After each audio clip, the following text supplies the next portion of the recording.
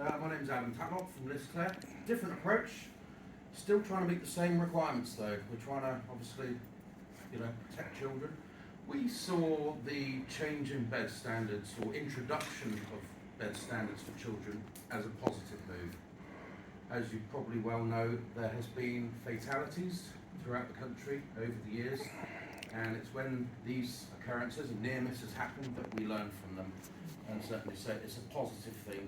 I know at first, perhaps when we started introducing the idea of new standards, and there's a new bed coming from the old Darley short bed, some OT groups were like, why are you changing it? No. We're thinking we're trying to just make life difficult for ourselves and for them. But actually, as Nick had already said, it's the manufacturer's requirements. So we have to do this. If we're to supply a children's bed, we have to do this.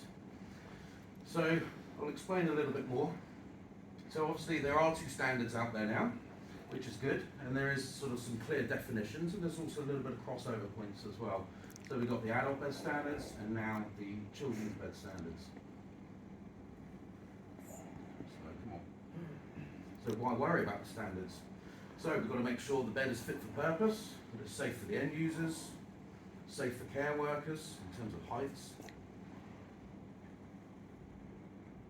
test of quality, and protection from litigation. So, as you know, adult beds, the standard really says from 146 up to 185. Anything above or below, or usually above, would be risk assessed. So, previously, there was only guidelines, rails try to keep them below 6 centimetres or cover them up. With our old Darley short bed for years, we were very successful with it, but we would, literally every OT would have to, by default, add a bumper. You have to do that. But we've got differences now with the bed, which means you don't necessarily have to do that anymore. So previously then, there was no children's bed standard, just the guidelines. A risk assessment should always be carried out. We still recommend, as a manufacturer, that any bed there should be some form of risk assessment, not just a blank fire and forget. At least, looking at the criteria of the user to the product. Always refer to the manufacturer's guidelines as well. And the same applies to, as I just said, to oversized adults. So with the children's bed standards, it can be applicable to both children and adults with a typical anatomy. I know Nick was just mentioned about atypical. So you could have, a child that's over the height ranges, and then that's when you'd still risk assess. But it does cover for that. So it also covers the same areas as the adult bed standards, but there are additional requirements that are specific to children also.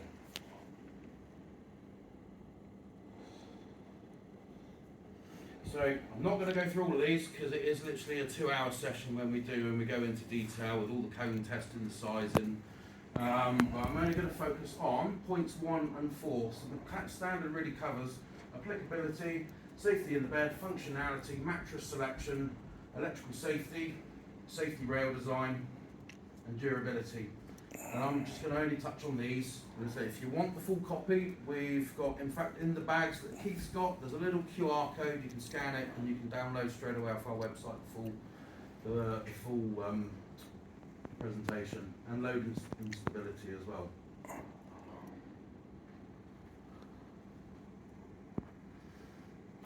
So with the application of children's beds, the standards obviously said then for less than 155 centimetres, less than or equal to 70 kg. There is also mention of up to 18 years old, but that's also just for a legal point to say that now that person is technically classed as from a legal standpoint, as an adult. But obviously then we can get into atypical sizes. And an adult, atypical, heights less than or equal to, specifically to the children's bed standard, to 146, and weigh less than 40 kg, and a BMI of less than 17. So your typical heights here that they apply to, so as we already heard earlier about cribs, cots and junior beds, we're talking about junior beds today. We also manufacture cots. We use our Dali and Junior bed frames to manufacture our cots, so they're built to the same standard, they've got the same components. So in actual fact, if an equipment service has one of our cots and they're already using our beds, they know exactly how to, to fix some common parts, how to install the thing as well. It's very simple.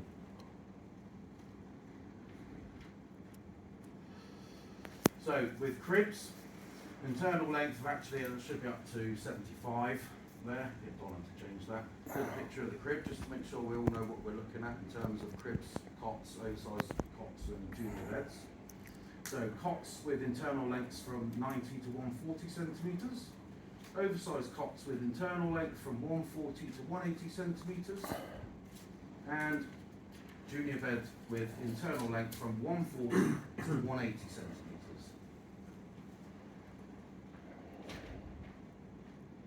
So the application areas, look, there's quite a grey area for some people, because there are different rules and standards for different types of environments, particularly when you're crossing over to like acute and community environments.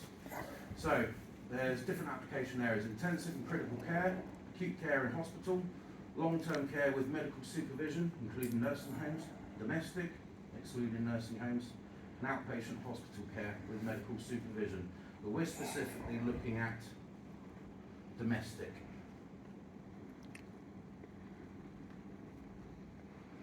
So application area 4 for domestic use assumes that there is no medical supervision, that there's no additional assistance, that there's no cardiac team, unregulated electrical movement.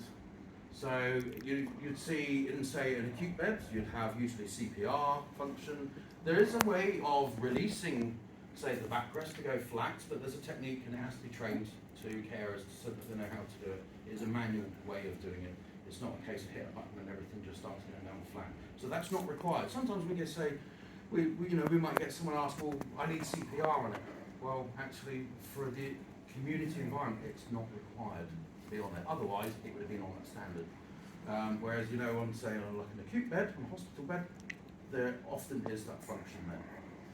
So one of the major, obviously, sort of points that is also the same as the adults is the top edge of side rail must be at least 220 mils above an uncompressed mattress surface. And a bit of a myth for some people as well. Some people, it's something that everyone thinks the rails have to be full length. Obviously we do. We don't offer 3/4 rails or just over half, but actually in a legal sense, that the side rail protection must cover at least 50% of the length of the platform. That's why 3/4 length can still be compliant, but we don't do it. We only like full length or no rails at all. So just we can send you all of this because there's too many dimensions. It is quite a boring bedtime read to go through 90 odd pages, and it really is. So we've condensed all that information down to about 65, 70 pages in slides. Today is just literally a steamroll through just some of the major sort of points, and then we'll talk quickly about how the bed's been evolved from the old version with the new standard. So some of the measurements there. So enclosed gaps need to be less than 60 mils, partially enclosed gaps less than 40 or more than 300 mils. Side rail clearances as previously above 220 mils. And safety size must cover at least half the length of the bed. So what about padding? So when using padding and covers to reduce gaps in a non-compliant bed, a risk assessment should always be performed for that client.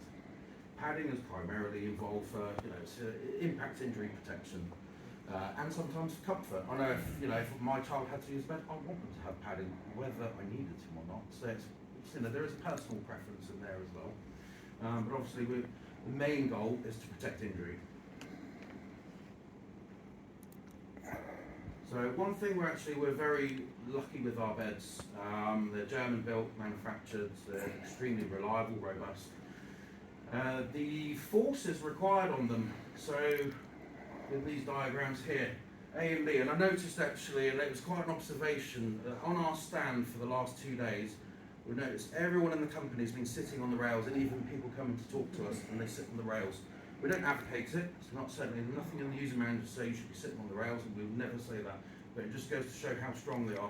Our side rail systems are probably one of the strongest side rail systems that you can get in Europe, or if not, in the wider part of the planet, really.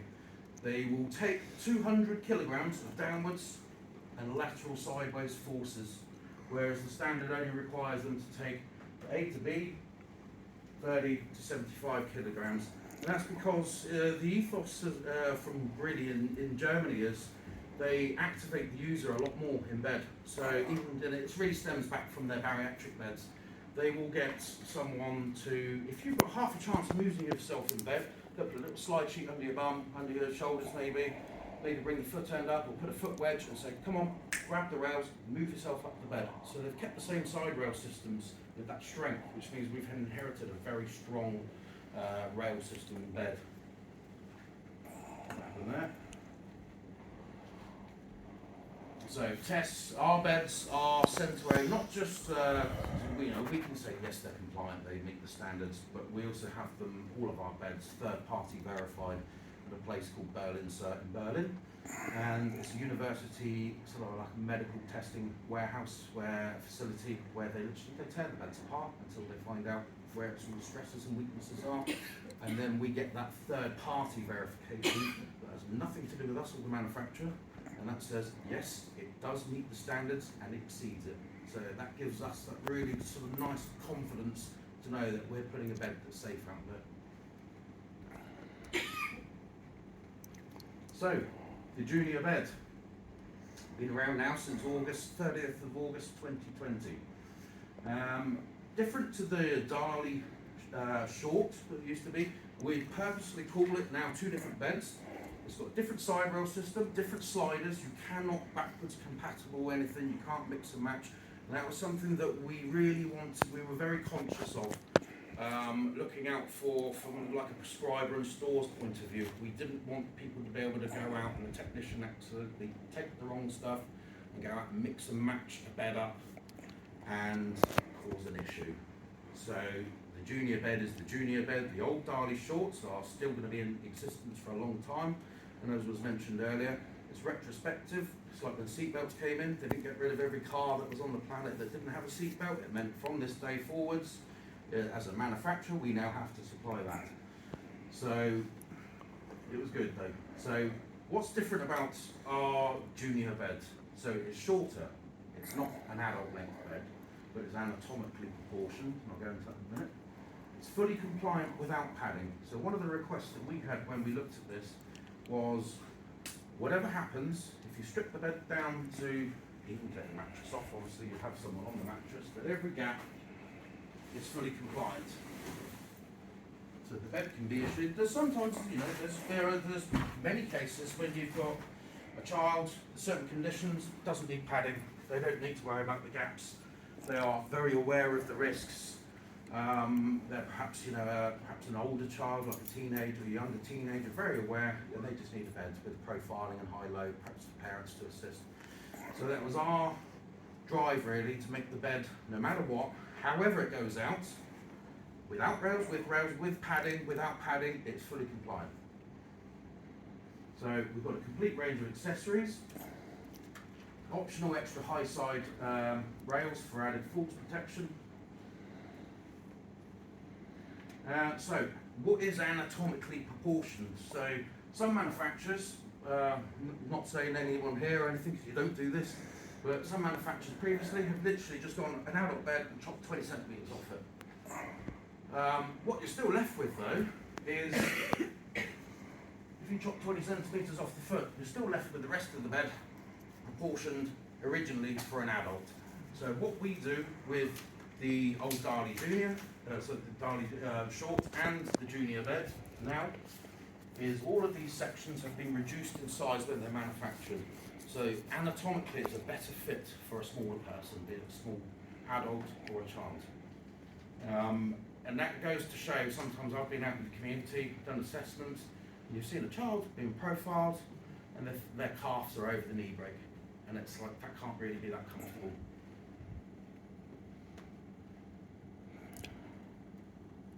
So in summary really, so all of the gaps are less than 6 centimetres between the side rails, below the side rails, within the mattress platform. We didn't actually have to do that much.